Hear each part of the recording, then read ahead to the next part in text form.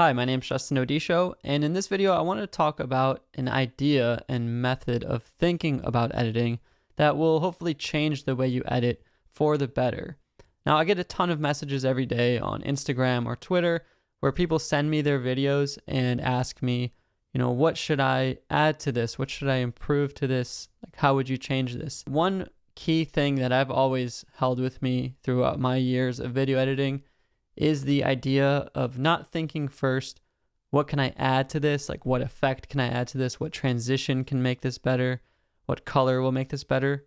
But instead thinking, what can I take away from this? What can I remove from this to make it less cluttered, to make it a better story, to make it look visually more appealing? And so what I have on my timeline here is just like a simple example of a bunch of clips where I'm just doing too much. Like, here's the original clip. If I show you, here's the original clip. And the original clip itself is already pretty cool. And it's not always a bad thing. Let's not get that confused. For example, like this actually looks pretty cool in an abstract, techie kind of way when we blend a bunch of things together. There's a time and place for each. But while you're thinking of what you can add, also always keep in mind that sometimes your job as an editor, especially when you're cutting down raw clips, like let's say you have a bunch of raw clips, is thinking which parts of the clips do I exactly need? So maybe I can trim off this end here where I don't need it, and maybe I can trim off this beginning part. So you cut out all the fat sort of. I want to delete. I can use like Q, will ripple delete into the next cut. And you want to just get exactly the best bits. Sometimes when you're editing, you want to think of it like you're a sculptor. You have a block of ice or a block of stone, and you're chipping away to create your final video.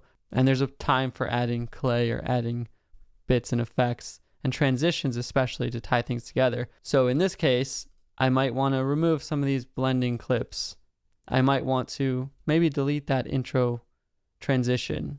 Maybe, you can never really go wrong with just a cut and all the different kinds of cuts that you have, and maybe even just a fade in, fade out, crossfade. A lot of times, since I cover so many transitions on my channel, people ask me what my favorite transition is, and it's funny because it's probably just a cut or a fade is my favorite.